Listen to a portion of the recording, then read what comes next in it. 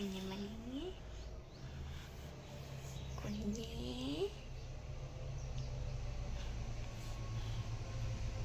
Good morning.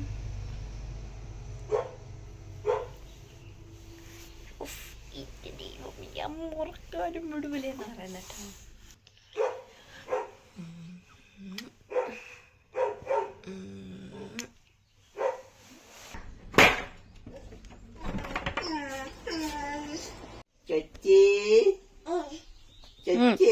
എടുത്തോ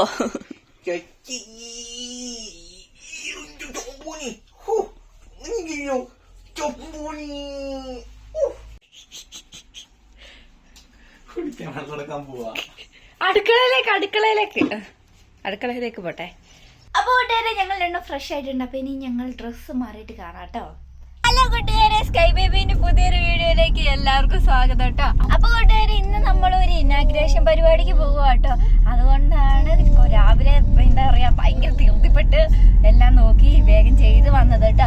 അപ്പൊ കൂട്ടുകാരെ, എന്താണ് കുഞ്ഞാ പറയുന്നത്, നമ്മുടെ ബോച്ചേറ്റീന്റെ ഒരു ഔട്ട്ലെറ്റ് ഇവിടെ അടുത്ത് നടവയൽ എന്ന് പറഞ്ഞൊരു സ്ഥലത്ത് ഓപ്പൺ ആവുന്നുണ്ട് ഇന്ന്. അപ്പോൾ ഇവിടെ നമ്മളിപ്പോ എങ്ങോട്ട് പോകുന്നതെന്നുള്ളത് ഞാൻ പറയാം. നമ്മളിന്ന് പോകുന്നത് ബോച്ചെ ടീ എന്ന് പറയുന്ന ആ ഒരു സംഭവം ഉണ്ടല്ലോ, ബോച്ചയുടെ ടീയുടെ പദ്ധതി. അതിന്റെ ഒരു ഔട്ട്ലെറ്റ് ഇവിടെ അടുത്ത് ഓപ്പൺ ചെയ്യുന്നുണ്ട്. അതിന് ഇനാഗ്രേഷന് നമ്മളെയും കൂടെ ക്ഷണിച്ചിട്ടുണ്ട്. അതിനാണ് നമ്മൾ പോകുന്നത് അല്ലേ സംഭവം. ഞങ്ങൾ രണ്ടും ബ്ലാക്കും ആയിട്ടാണ് ഇട്ടിട്ടുള്ളത്. അപ്പൊ കൂട്ടുകാരെ, ഞങ്ങള് ഇവിടുന്ന് ഇറങ്ങിയിട്ടുണ്ട്. കറക്റ്റ് ടൈം ആകുമ്പോഴത്തേക്ക് അവിടെ എത്തണല്ലോ. അപ്പൊ നമ്മൾ വേഗം പോകാൻ നോക്കട്ടെ കേട്ടോ.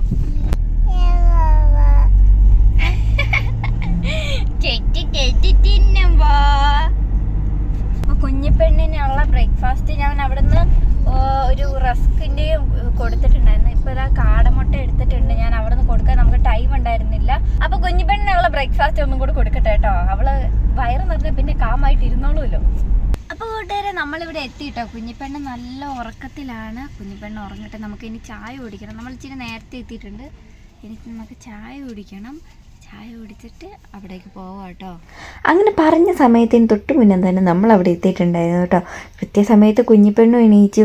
അപ്പോൾ ഉദ്ഘാടനം ചെയ്യുന്ന കട ഇതാണ് കേട്ടോ, ബോച്ചേട്ടീൻ്റെ നടവയിലെ ഔട്ട്ലെറ്റ് ഇതാണ്. അപ്പോൾ എല്ലാവരും ഉദ്ഘാടനത്തിന് വേണ്ടിയിട്ട് വെയിറ്റ് ചെയ്ത് നിൽക്കുകയായിരുന്നു.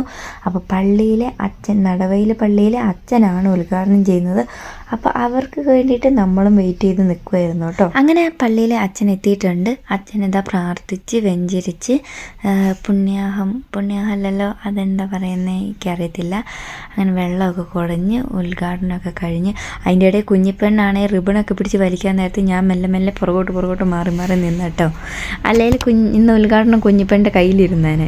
അങ്ങനെ ഐശ്വര്യമായിട്ട് റിബൺ മുറിച്ച് നമ്മളെല്ലാവരും അകത്തേക്ക് കയറി കേട്ടോ. അങ്ങനെ ഇതാ ബോച്ചേറ്റി ഔട്ട്ലെറ്റ് നടവയിലും എത്തിയിട്ടുണ്ട് കൂട്ടുകാരെ. അപ്പം നമ്മൾ തന്നെ അവിടെ നിന്ന് ആദ്യത്തെ ചായപ്പൊടി മേടിച്ച് ഉദ്ഘാടനം കഴിഞ്ഞു.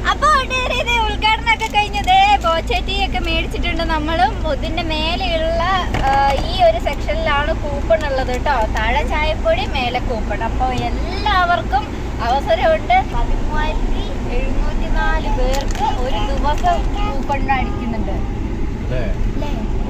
ഇവിടെ ഉണ്ട്.